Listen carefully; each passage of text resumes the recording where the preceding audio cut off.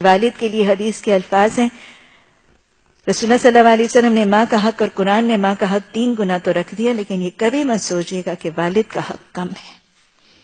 حدیث کے الفاظ ہیں، تمہارا باپ تمہاری جنت کا دروازہ ہے، تمہارا باپ تمہاری جنت کا دروازہ ہے، تم چاہے اسے لے لو اور تم چاہے اسے چھوڑ دو۔ اور پھر حدیث کے الفاظ آتے ہیں، باپ کی رضا جنت کی رضا۔ گویا جس کا باپ راضی اس کا رب راضی، اور جس کا باپ ناراض اس کا رب ناراض۔ جنت کا راستہ بھی اور جنت کا دروازہ بھی باپ سے ہے، اور رب کی رضا اور رب کی ناراضگی بھی باپ کے ساتھ منسوب ہے۔ وہ واقعہ آتا ہے نا، اور اس میں بہت ایک لمبی سی نظم بھی ہے، شاعری بھی ہے، عربوں کے اندر شاعری کا رجحان بہت زیادہ تھا، اور ایک بہت خوبصورت سی اس میں شاعرانہ انداز میں بھی ایک شاعر نے اس واقعے کو لکھا ہے۔ واقعہ کچھ ایسے کہ اللہ کے رسول صلی اللہ علیہ وسلم کے پاس ایک بوڑھا باپ اپنی شکایت اور شکوہ لے کر آیا، اور اس کا جوان بیٹا بھی اس کے ساتھ تھا۔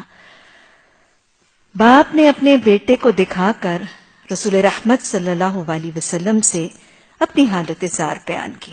باپ نے کیا کہا؟ بہت ہی خوبصورت سے وہ شاعرانہ الفاظ ہیں۔ I wish I could read it کہ آپ اس عربی کو سمجھ بھی سکیں۔ ترجمہ اتنا خوبصورت ہو ہی نہیں سکتا جتنے وہ شعر الفاظ خوبصورت ہیں۔ باپ نے کہا، یا رسول اللہ صلی اللہ علیہ وسلم، جب میں جوان تھا تو میں اپنے منہ کا لقمہ اس کو دیتا تھا، اس کی ضرورتیں حاجتیں اس کی پوری کرتا تھا، اپنا کل مال اپنی کل پونجی اس پر خرچ کرتا تھا۔ باپ ایسے کرتے ہیں، اس میں کوئی شک کی بات نہیں، کوئی انہونی بات نہیں کر رہا تھا، سب باپ ایسے کرتے ہیں۔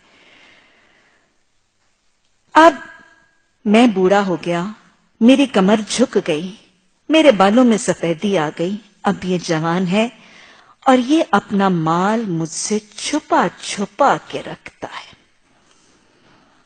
راوی کہتے ہیں کہ رسول اللہ صلی اللہ علیہ وسلم کو جو باپ نے اپنے بڑھاپے اور اپنی جوانی کے یہ واقعات کا اور اپنے بیٹے کا یہ شکوہ اس کے رویے کا کیا، رسول رحمت صلی اللہ علیہ وسلم کی آنکھوں سے آنسو جاری ہو گئے، اور کہتے ہیں کہ اتنا آپ صلی اللہ علیہ وسلم کی آنکھوں سے آنسو جاری ہو گئے کہ آپ کی داڑھی مبارک تر ہو گئی، اور آپ صلی اللہ علیہ وسلم نے پھر کچھ وقفے کے بعد اس بیٹے کے سینے پر آپ صلی اللہ علیہ وسلم نے ہاتھ مار کر کچھ فرمایا۔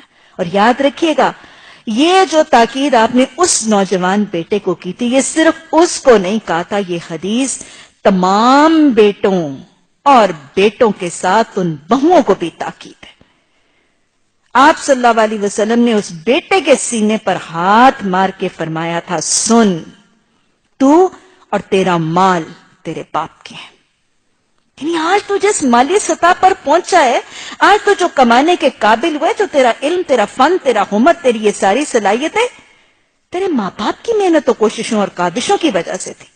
آج تو جس مقام پر کھڑا ہے، آج تو جو کما رہا ہے، یہ کس وجہ سے کما رہا ہے؟ انہوں نے تجھے پڑھایا، لکھایا، تجھ پر جتن کیے، تجھ پر محنتیں مشقتیں کی، تجھے یہ سارا فن ہنر صلاحیتیں دی کہ آج تو کمانے کے قابل ہو۔ سن، تو اور تیرا مال تیرے باپ کے ہے۔